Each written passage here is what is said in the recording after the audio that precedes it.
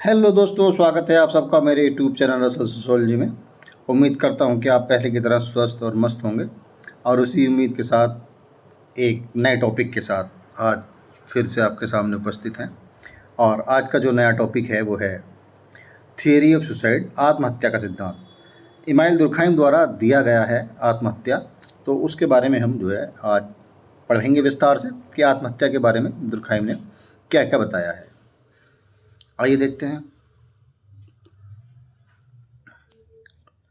आत्महत्या के सिद्धांत में जो बताया है वो दुर्खिम की ली सुसाइड है ना, ये उनकी भाषा में है ली सुसाइड, और लेकिन इस किताब का नाम जो है दी सुसाइड है।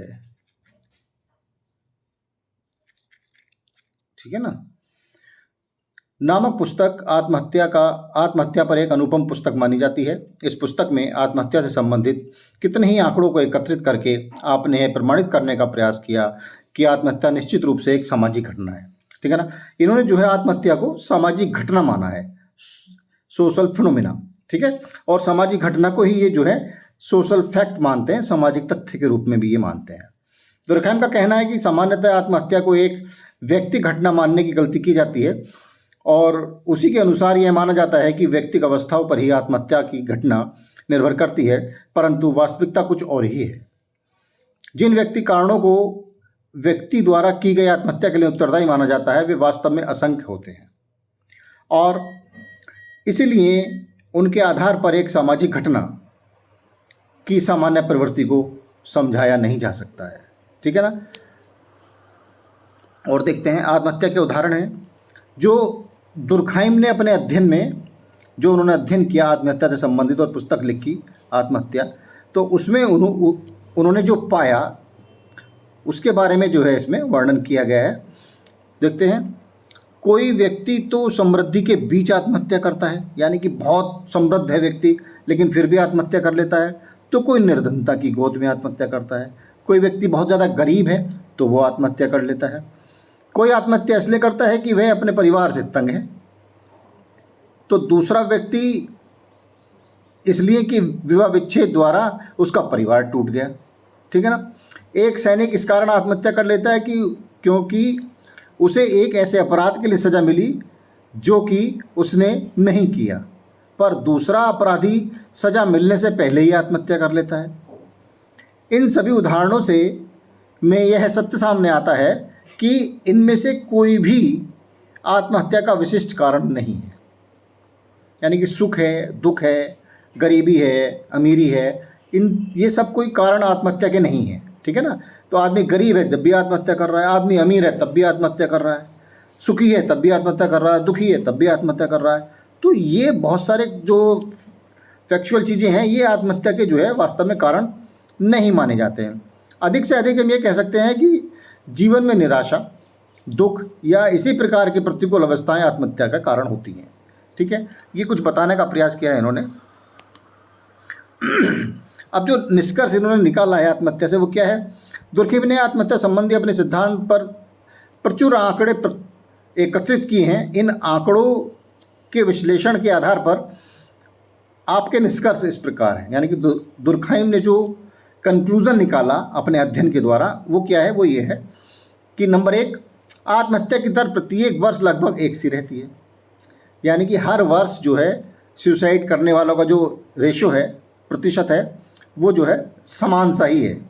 दूसरा, सर्दियों की तुलना में गर्मियों में आत्महत्याएं अधिक होती हैं। ये इन्होंने अपने निष्कर्ष में पाया है। स्त्रियों की अपेक्षा पुरुष आत्महत्या अधिक करते हैं।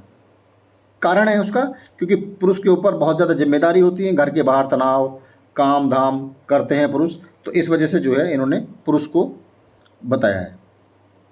कम आयु वालों की अपेक्षा अधिक आयु के व्यक्तियों में आत्महत्याओं की दर अधिक पाई जाती है। यानी कि बच्चे आत्महत्या नहीं करते हैं, इसका मतलब ये है कि जिनकी उम्र अधिक हो जाती है वो ज़्यादा आत्महत्या करते हैं, क्योंकि ज़्यादा तनाव, ज़्यादा स्ट्रेस जो है बड़ों को ही जो है झेलना पड़ता है।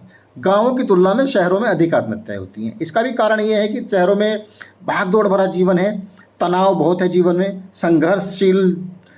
संघर्षशीलता बहुत होती है, तो इस कारण से जो है शहरों में अधिक आत्महत्याएं पाई जाती हैं। सैनिक लोग आम जनता की अपेक्षा अधिक आत्महत्याएं करते हैं। सैनिक लोग ज़्यादा आत्महत्या करते हैं। कैथोलिक धर्म को मानने वालों की अपेक्षा प्रोटेस्टेंट धर्म को मानने वाले अधिक आत्महत्या करते हैं। अविवाहित विवाह विच्छेद द्वारा पृथक विधवा तथा विधुर लोगों में विवाहितों की अपेक्षा आत्महत्या की दर अधिक पाई जाती है। ठीक है ना। तो ये कुछ इन्होंने निष्कर्ष निकाले हैं अपने अध्ययन के परिणाम स्वरूप। अब जो है आगे देखते हैं आत्महत्या के बारे में। तो दुर्खाइम ने जो है आत्महत्या के प्रकारों के विषय में बताया और आत्महत्या के 4 प्रकार दुर्खाइम ने बताए हैं। ठीक है। तो जो 4 प्रकार हैं वो हैं अहमवादी आत्महत्या, इगोइस्टिक सुसाइड, परार्थवादी आत्महत्या, अल्ट्रुस्टिक सुसाइड, प्रतिमानहीनता आत्महत्या, एनोमिक सुसाइड, और चौथी है भाग्यवादी आत्महत्या, फैटलिस्टिक सुसाइड। तो ये 4 प्रकार हैं जिनको हम बारी बारी से आगे डिस्कस करते हैं। तो पहला है ईगोइस्टिक सुसाइड, अहमवादी आत्महत्या। जब व्यक्ति अपनी निजी असफलताओं, दुखों व परेशानियों के कारण आत्महत्या करते हैं तो उसे अहमवादी आत्महत्या करते हैं। आगे ना समझ में बात। जब अपनी निजी असफलताओं, दुखों व परेशानियों के कारण जो व्यक्ति आत्महत्या करेगा उसको जो है अहमवादी आत्महत्या कहेंगे। जैसे एक बूढ़ा अकेला व्यक्ति जिसका कोई परिवार, कोई मित्र नहीं है, के द्वारा की जाने वाली आत्महत्या यही वाली आत्महत्या होगी। ठीक है। दिवालिया व्यापारी, असफल छात्र, यानी कि जब किसी बिजनेसमैन का दिवालिया निकल जाता है, उसका सारा का सारा बिजनेस ठप हो जाता है, तब भी जो है उस प्रकार की जो आत्महत्या होती है वो ईगोइस्टिक अहमवादी आत्महत्या होती है। ठीक है। या असफल छात्र, या जो स्टूडेंट्स होते हैं अपनी पढ़ाई लिखाई में जो सफल नहीं हो पाते हैं और वो भी जो है जैसे 12th का रिजल्ट आया, हाई स्कूल का रिजल्ट आया और उनका अनुरूप नहीं आ पाता है, तो बहुत सारे बच्चे जो हैं इसमें भी आत्महत्या कर लेते हैं। तो इस प्रकार की जो आत्महत्या होती है वो ईगोइस्टिक होती है, अहमवादी आत्महत्या होती है। तलाकशुदा व्यक्ति द्वारा की जाने वाली आत्महत्याएं तथा प्रेम में असफल होने पर की जाने वाली आत्महत्याएं अहमवादी आत्महत्याएं हैं। ऐसी आत्महत्याएं व्यक्ति और समाज के बीच संबंध विच्छेद के कारण होती हैं, अर्थात व्यक्ति के आत्महत्या के कारण निजी होते हैं वैसे तो, लेकिन इन्होंने जो है कुछ इस तरह की चीज़ें बताई हैं। तो ये जितने भी प्रकार की ये वाली जो आत्महत्याएं हैं ये सारी की सारी ईगोइस्टिक या अहमवादी आत्महत्याओं में आएंगी। इसके बाद में परार्थवादी, अल्ट्रुस्टिक सुसाइड। परार्थवादी आत्महत्या अहमवादी के विपरीत है, जिसमें व्यक्ति निजी कारणों से नहीं बल्कि सामाजिक मूल्यों के प्रति अनुरूपता दिखाने के क्रम में आत्महत्या करता है। ठीक है ना। यानी कि उसके विपरीत है ये। इसमें जो है क्या है कि जिसमें व्यक्ति निजी कारणों से आत्महत्या नहीं करता बल्कि सामाजिक मूल्यों के प्रति अनुरूपता दिखाने के क्रम में आत्महत्या करता है। ठीक है। यानी कि समाज का जो है उसके ऊपर इतना प्रकोप होता है, यानी कि समाज का कहने डर कह लें, भय कह लें, यानी कि उसके ऊपर समाज के जो नियम कानून हैं वो हावी रहते हैं, तब वो इस प्रकार की आत्महत्या करता है। और जो अहमवादी आत्महत्या थी उसमें नियम कानून इतने हावी नहीं होते हैं, बिल्कुल भी हावी नहीं होते हैं, तो समाज का प्रेशर उसमें होता ही नहीं बिल्कुल भी। ठीक है ना। तो इसमें क्या है, इसमें समाज का प्रेशर होता है बहुत ज़्यादा, तब जो है व्यक्ति इस प्रकार की आत्महत्या को अंजाम देता है। सामाजिक मूल्यों के प्रति अनुरूपता दिखाने के क्रम में आत्महत्या करता है। ये समाज के प्रति अत्यधिक लगाव के कारण होती है, यानी कि समाज से जब बहुत ज़्यादा लगाव हो जाता है किसी व्यक्ति को तब भी होती है। ठीक है ना। समाज का प्रेशर बहुत ज़्यादा है, समाज से लगाव है, कोई भी बात हो सकती है। यह मुख्यतः सरल परंपरागत समाजों की विशेषता है, समाज की विशेषता है, यानी कि ये वाली जो विशेषता है ये सरल समाजों में पाई जाती है, यानी कि प्राचीन या परंपरागत समाजों में पाई जाएगी। तो इसमें कौन कौन सी आती हैं आत्महत्याएं? पहली आती है इसमें सती प्रथा, जो पहले एक कस्टम था हमारे यहाँ, एक प्रथा थी, यानी कि अगर किसी का पति अगर मर गया है, किसी के पति की अगर मृत्यु हो गई है तो उसकी पत्नी को भी जो है उसी के साथ जलना होता था, और इस प्रथा को जो है सती प्रथा कहते थे। यानी कि पत्नी को भी पति के साथ ही उसकी चिता पर ही लिटा दिया जाता था, जबरन, ज़बरदस्ती। अगर उसकी इच्छा है मरने की तब भी और नहीं है तब भी, यानी कि उसको मरना ही, उसका पति अगर मर गया इट मीन्स तुम्हारा जीवन बेकार हो गया, अब तुम जीवन जीने का तुम्हें कोई अधिकार नहीं रहा। इस तरह की चीज़ें जो है पहले होती थी। ठीक है। जौहर प्रथा भी इसी टाइप से कुछ था।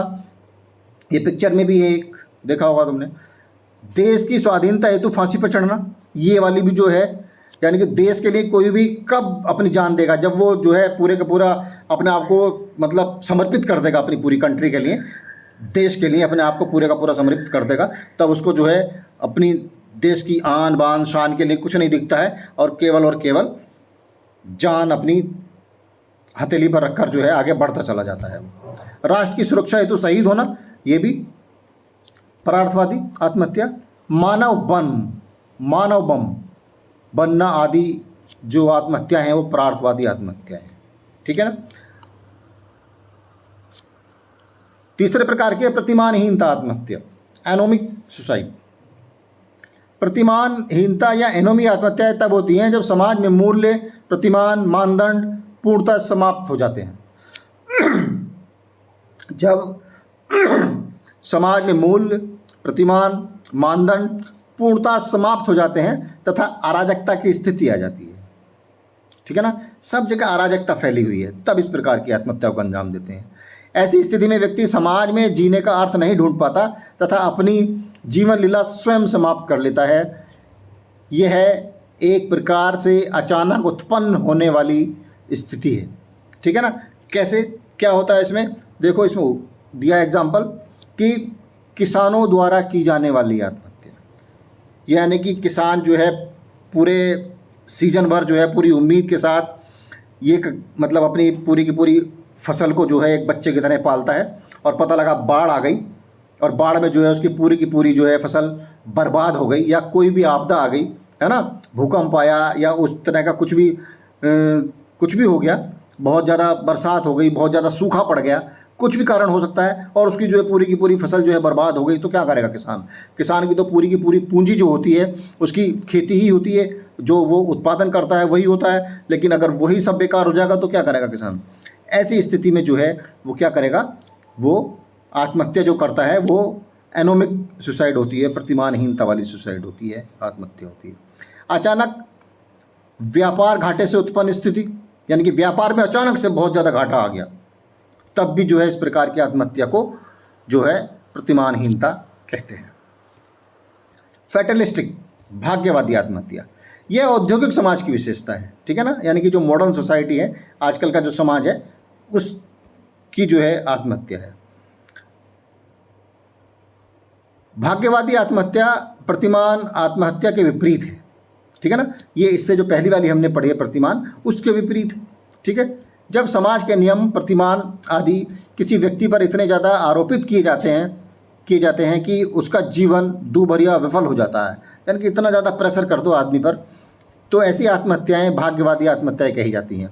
अर्थात व्यक्ति इन बंधनों को सहन करने की स्थिति में नहीं होता, जैसे दासों द्वारा की जाने वाली आत्महत्या, ठीक है। दहेज प्रथा के कारण की जाने वाली आत्महत्या, ठीक है ना, आ रहा होगा समझ में। तो इस प्रकार की आत्महत्याएं जो होती हैं वो भाग्यवादी आत्महत्या होती हैं। बाल विधवाओं द्वारा की जाने वाली आत्महत्या तथा कॉलेजों में मानसिक उत्पीड़न से की जाने वाली आत्महत्या, यानी कि कॉलेज में रैगिंग हो रही है, किसी की रैगिंग है ना, उसको जो है बिना वजह जो है परेशान किया जा रहा है, तब इस प्रकार की आत्महत्याएं जो होती हैं वो भाग्यवादी आत्महत्याओं के अंतर्गत आती हैं, ठीक है। Thanks for watching, please like, share and subscribe. तो जल्दी से जो है सब्सक्राइब